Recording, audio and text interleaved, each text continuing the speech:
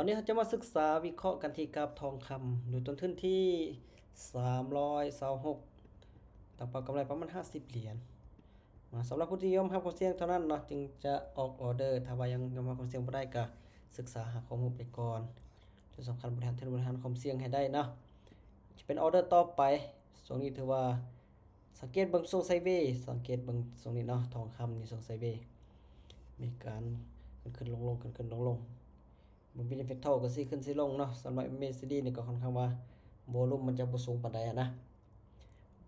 ออเดอร์นี้ก็ถือว่ายังอยู่โอกาสที่ว่าจะเป็นแนวโน้มขาขึ้นน้อยนึงนี่โอเคอยู่เนาะถ้าจะให้มีกำไรแท้ๆมันให้เทรดทรงขาขึ้นหรือขาลงนี่โอเคเบิ่งจังหวะนี้เนาะเริ่มสลับน้อยนึงละออเดอร์นี้ถือว่าปิดซื้อไปเนาะจะเริ่มต้นที่10เนาะเริ่มต้นที่10 USDT ทุกคนบริหารตามต้นทุนของตัวเองสำหรับผู้ที่จะออกออเดอร์นะช่วงนี้ถ้าว่าแนวโน้มเป็นขาขึ้นได้นี่ก็โอเคเลย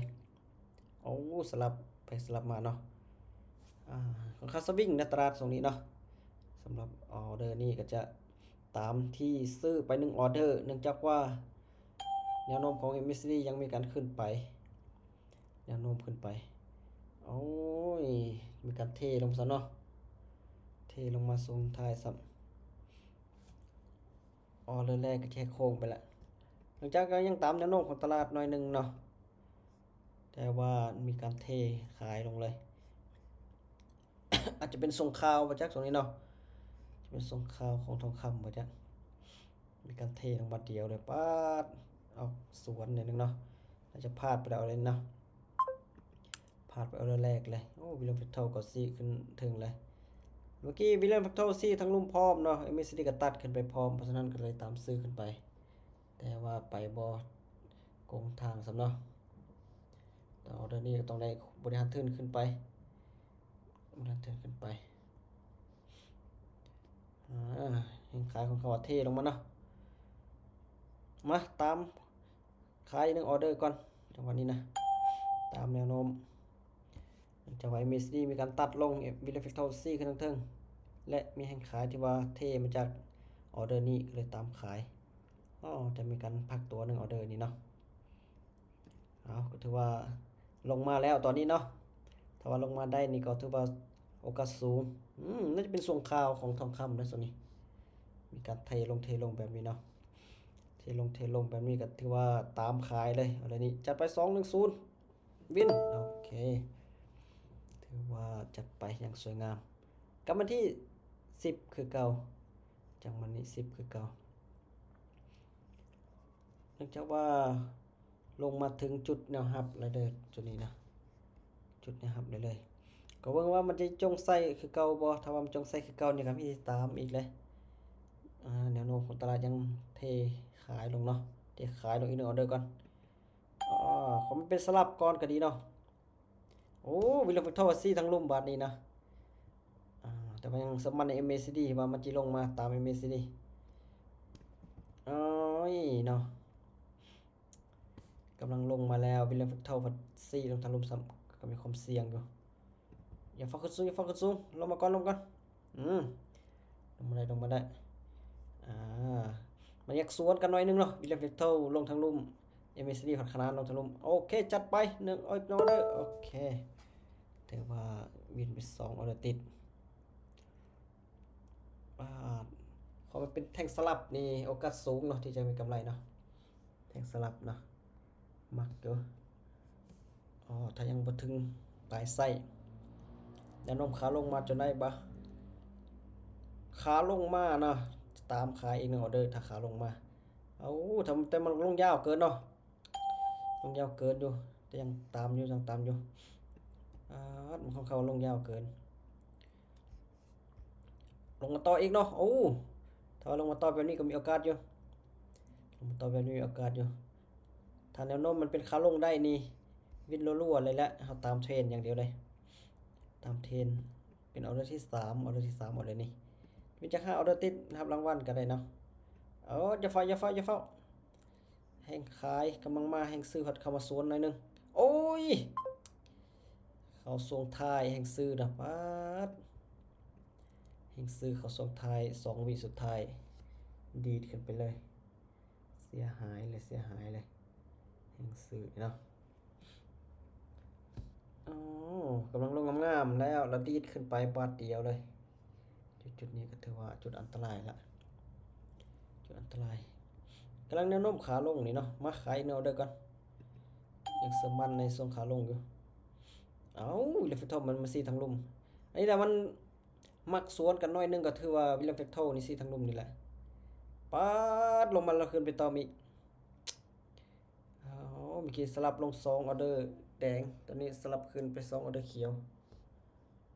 บิน2พัด2มันนี้เนาะบิน2พัด2โจดลงมาได้ไหมเก่งโจดลงมาปั๊บปั๊บปั๊บบ่ได้ซ้ำบ่ได้หันเทินขึ้นไปอีกมันจะขึ้นก็ขึ้นโหดห้ายแท้เนาะโอ้ยเอาเดอซื้ออันบ่ขึ้นเด้เอาเดอขายจวดขึ้นไปเลย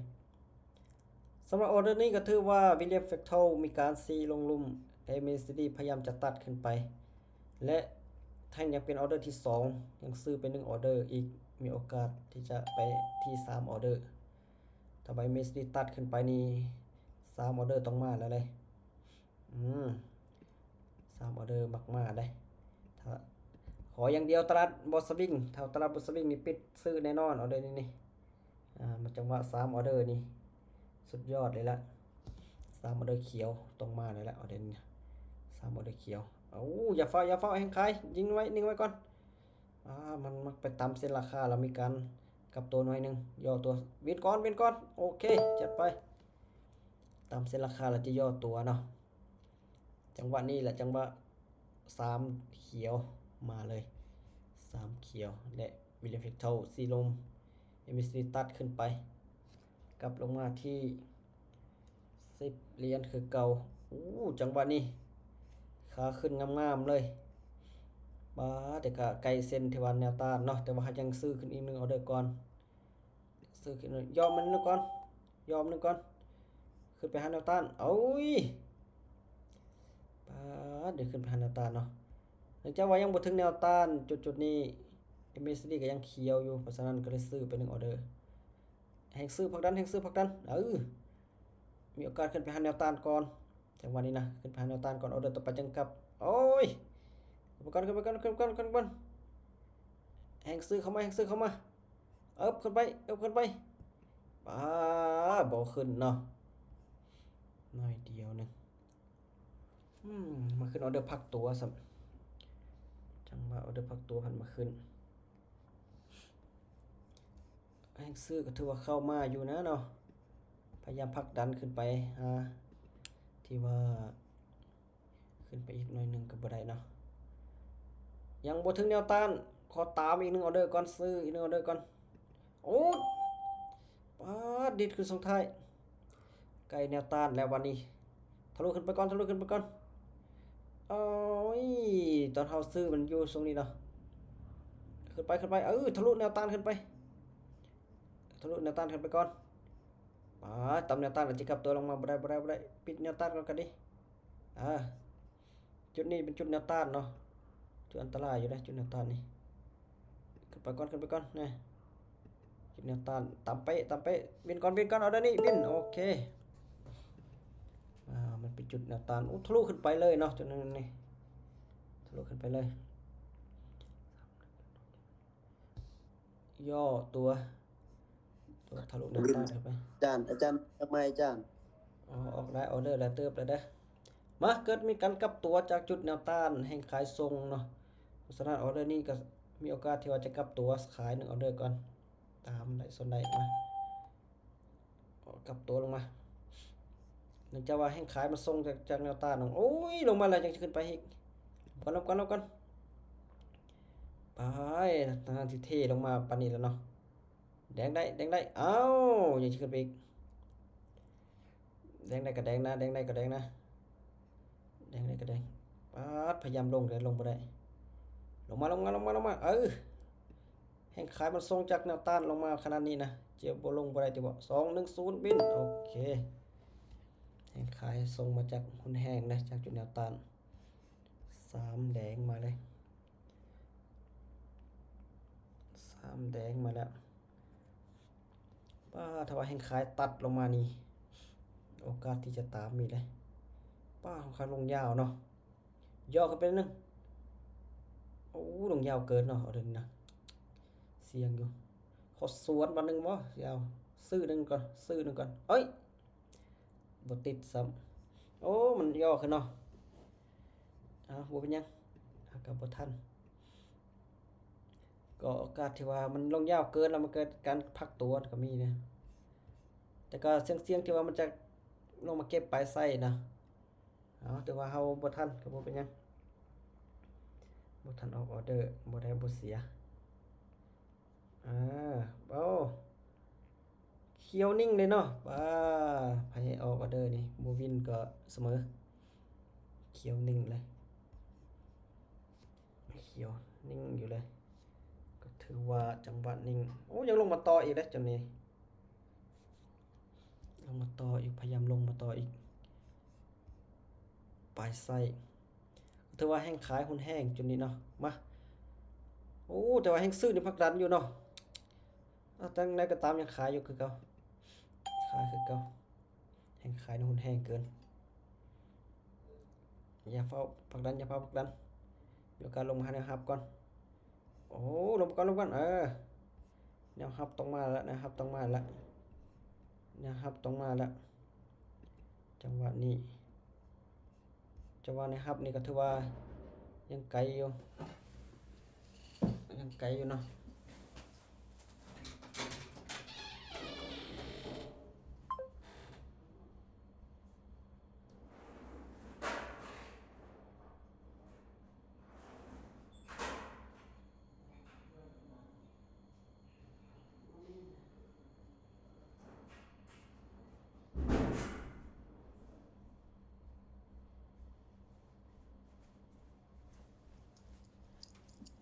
โอ้จังหวะเมื่อกี้ดีดเนาะเออลงยาวๆปานนี้ยังดีดเสยเนาะโอ้ยจังหวะนี้ดีดส่งท้ายโถจะมาดีดส่งท้ายได้มาถือว่าดีดเอาเดี๋ยวนี้มาบริหารทึนขึ้นไปเสื้อจะวินแล้วแถวดีดซ้ำเนาะทั้งที่ยังบ่ถึงแนวรับซ้ำจะมาสลับเป็นขาลงหน่อยหนึงเนาะโอ้สลับขาลงหน่อยหนึงทุกคนเอ้ยจังหวะนี้สลับ3ออเดอร์แล้ว1 2 3สลับ3ออเดอร์แล้วก็อันตรายอยู่มาจังหวะนี้ก็โอกาสที่ว่าจะสลับอีก1ออเดอร์ก็มีพยายามจะลงมาหาแนวรับเลยแห่งซื้อผลักดันมาตามตลาดสลับซื้อ1ออเดอร์โอ้ลงแดงก่อนกันบ่ได้เนาะโอ้ถ้าลงแดงก่อนนี่มีโอกาสขึ้นสูงเลยมาก็ถือว่าออเดอร์นี้ก็แห่งซื้อผลักดันอยู่โอ้ยจังซี่แหละเพราะว่ามันแห่งซื้อเข้าส่งท้ายนะขึ้นไปแห่งซื้อมันอยากมัดส่งท้ายหน่อยหนึงตามจุดเก่าละกลับตัวสิลงมาต่อบ่ได้ติบ่ขณะออเดอร์นี้ลงยาวๆมันยังขึ้นไปได้ออเดอร์นี้น้อยเดียวนึงกลับขึ้นไปกลับขึ้นน้อยเดียวบ่ขึ้นให้เนาะนี่แหละมันขึ้นไปเขียวก่อนนะส่งท้ายเนาะแทนที่ว่ามันจะอยู่แดงก่อนนะกลับขึ้นไปเขียวซ้ำโอ้ทั้งที่สลับมา3ออเดอร์แต่เฮาซื้อออเดอร์เดียวมันบ่สลับเลยเป็นคือเก่าเป๊ะเลยมากายแล้วซื้อขึ้นไปเนินเอาเด้อกันไปนึงเด้อกันขึ้นไปวันนี้ขึ้นไปมันพยายามหลายครั้งแล้ว1ครั้ง2ครั้ง3ครั้งพยายามขึ้นไป3ครั้งละเพราะฉะนั้นเราต้องซื้อไปละเอาเดี๋ยวนี้โอ้อย่าอะไรขึ้นไปก่อนจังหวะนี้นะเกิดมีการต่ำเส้นราคา 2-3 ครั้งโอ้ลงมาอีกเนาะจะเลยเปลี่ยนกราฟแล้ววันนี้มันจะลงมาก็ลงว่ามันจะลงนะ อาจารย์มันกำลังสลับอยู่ ส โซนนี้สลับขึ้นโซนนี้สลับลงอันตรายเนาะอันตรายกว่านี้กลับขึ้นไปแล้วลงมาต่อถ้ามันปิดแดงได้ซื้อเขียวได้ขายมาตามแนวโน้มของตลาดซะเนาะขาย1 ออเดอร์ก่อนจังหวะนี้นะจังนี้ลงมาถ้าปิดเขียวนี่มีโอกาสลงแดงอยู่เนื่องจากว่าโซนนี้มันส่งสลับลงมาจุดในฮับก่อนนี่นะเนาะจุดในฮับก่อนนี่นะจุดในฮับยังไกลอยู่ลงมาแล้วเอาได้นี่นะโอ้ยเย็นไว้ลงมานะครับเราจะกลับขึ้นไปบ่ได้ที่บ่นี่มาก่อนตามแนวโน้มของตลาดอย่างสวยเลย210วินก่อนโอเคบ่วินให้ก็บ่ได้ที่บ่ตามนะครับเดี๋ยวเนาะบริหารทุนหน่อยนึงถือว่าวินเอาได้ที่3เนาะจุดแนวรับกับตัวถ้าตามจุดแนวรับแล้วกับตัวขึ้นไปแบบนี้นี่copy ตลาดเดิมเลยนี่มาตามซื้อออเดอร์ก่อนถ้ามัน copy ตลาดเดิมนี่มีโอกาสวินคือแบบนี้เนาะเดี๋ยวขึ้นสูงเกินขึ้นสูงเกินไปถ้าขึ้นประมาณนี้นี่โอเคเลยนะผลักดันขึ้นไปก่อนผลักดันขึ้น copy ตลาดเดิมก่อนเพราะว่าจุดนี้มันเคยต่ำนะครับราคาต่ำสุดแล้วมีการกลับตัวขึ้นไปเพราะฉะนั้นออเดอร์นี้กันมีโอกาสอยู่ที่ว่ามันจะคล้ายๆตลาดเก่าจุดนี้1 ใบ2 1 1 ใบ1 ใบโอเคถือว่าตามตลาดเดิมเนาะตลาดเก่าตลาดเดิมเพื่อนมีตามเป้าหมายเลยที่นี่จาก260 70 80 90 60 70 80 90 310มาเอาเดี๋ยวนี้ยังตามซื้ออินออเดอร์ก่อนเนาะซื้ออินออเดอร์ก่อนอันจะ copy ตลาดเดิมนะจุดนี้มันเคยขึ้นไป3 ออเดอร์ติด4 ออเดอร์เขียวเนาะขึ้นไป4 ออเดอร์เขียวจุดนี้นะเพราะฉะนั้นเราตามจุดตลาดเก่าก่อนมันเคยมีแห่งซื้อคล้ายๆกันเนาะ1 2 3 ครั้งที่ว่าตลาดคล้ายๆกันเพราะฉะนั้นเราตามเลยตามซื้อแล้วเดี๋ยวนี้มาวินออเดอร์นี้ก็ตามเป้าหมาย210โอเคจัดไปตามเป้าหมายเอาแบบไวเนาะเดี๋ยววินพาด2วิน3วินวินลายอยู่แล้วนี่วินแล้วก็พาดแล้วก็วินเนาะวิน3ออเดอร์ติดเนาะวิน3ออเดอร์ติดโอ้จุดนี้ยังจะขึ้นไปเติมวินเลยขึ้นไปหาแนวต้านเก่าไปจากนี้ว่าแต่จุดฮอดแนวต้านเก่าแล้วเนาะโถเบิ่งสังเกตเบิ่งมันตามจุดแนวต้านเก่ามันจะกลับตัวเลยนี่เคยมี1 จังหวะ2 จังหวะแต่ว่ายังบ่ปิดเต็มถึงแนวต้านเนาะเดี๋ยวกลับปิดเต็มแนวต้านก่อนตลาดเหมือนเดิมเป๊ะเนาะ2-3 บอลเหมือนเดิมเป๊ะเลยก็ถึงว่าตามเป้าหมายแล้วนะตอนนี้เนาะตามเป้าหมายแล้วก็มีวินได้มีพลาดได้แต่ว่าเราบริหารทุนเข้าไปตามเป้าหมายปิดที่ว่าจุดแนวต้านเป๊ะเลยโทษโอเคมื้อนี้ถ้าว่ามีกำไรแล้วก็จะเอาประมาณนี้ก่อนนะทุกคนเนาะหลายคนก็บ่เข้าหลายปานใดก็หลายคนก็น่าจะมีกำไรแล้วล่ะบริหารทุนเขาสวยไป